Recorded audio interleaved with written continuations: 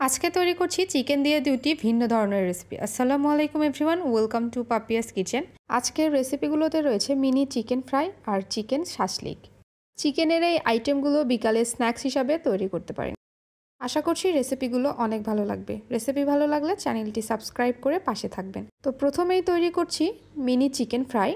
এই রেসিপিটা বিশেষ করে ছোটদের অনেক বেশি পছন্দের।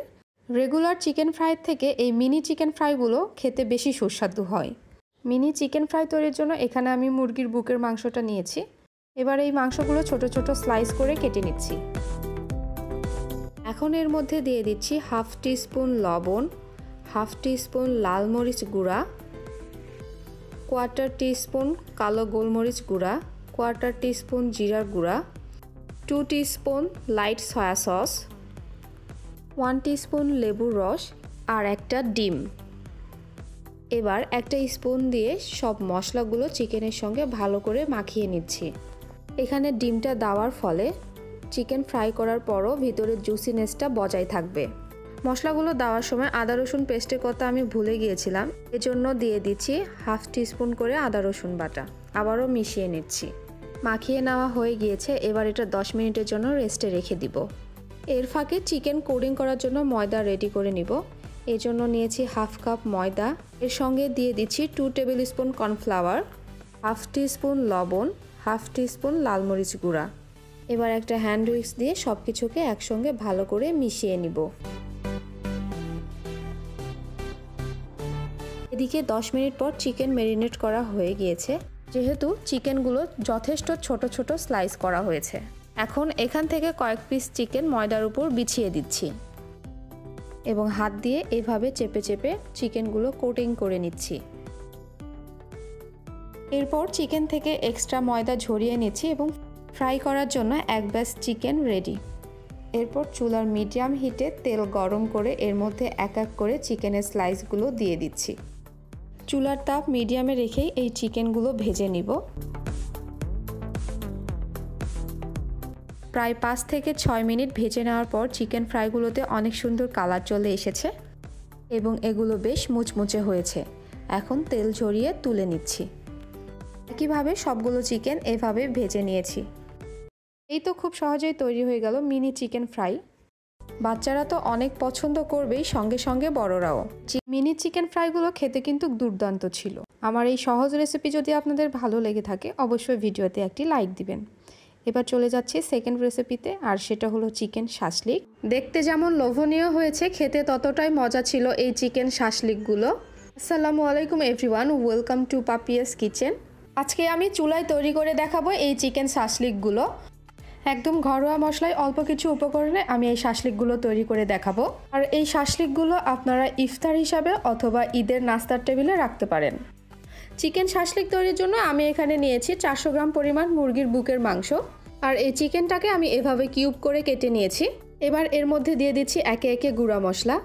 1 চা চামচ লাল মরিচ গুঁড়া, হাফ চা চামচ লবণ, কোয়ার্টার টেবিল চা চামচ কালো গোলমরিচ গুঁড়া, 1 টেবিল চা চামচ সয়া সস, হাফ টেবিল চা চামচ আদা রসুন বাটা, 2 টেবিল চা চামচ টমেটো সস। দিয়ে দিচ্ছি 1 টেবিল চা চামচ লেবুর রস। লেবুর রস দেওয়ার ফলে চিকেনটা অনেক তাড়াতাড়ি সফট হয়ে যাবে। সবশেষে দিয়ে দিচ্ছি 1 টেবিল চা চামচ টক দই। আপনাদের হাতের কাছে না থাকলে না দিবেন। এবার সব মশলাগুলোকে চিকেনের সঙ্গে খুব ভালো করে মেখে নিচ্ছি। মাখা হয়ে গেলে এই চিকেনটাকে আমি কমপক্ষে 30 মিনিটের জন্য রেস্টে রেখে দিচ্ছি। এবার শাসলিকের জন্য প্রথমে একটা বাটিতে আমি কিছু সবজি নিয়ে নিচ্ছি। এখানে নিয়েছি সবুজ ক্যাপসিকাম এবং টমেটো, নিয়ে নিচ্ছি কিউব করে কেটে রাখা পেঁয়াজ, দিয়ে দিচ্ছি গাজর। এরপর এখানে দিয়ে দিচ্ছি 1 টেবিল চা চামচ সরিষার তেল। তারপর দিয়ে দিচ্ছি সামান্য পরিমাণ লবণ এবং সামান্য পরিমাণ কালো গোলমরিচ গুঁড়া। এবার এই সবজিগুলো মশলার সঙ্গে একটু মাখিয়ে নিচ্ছি।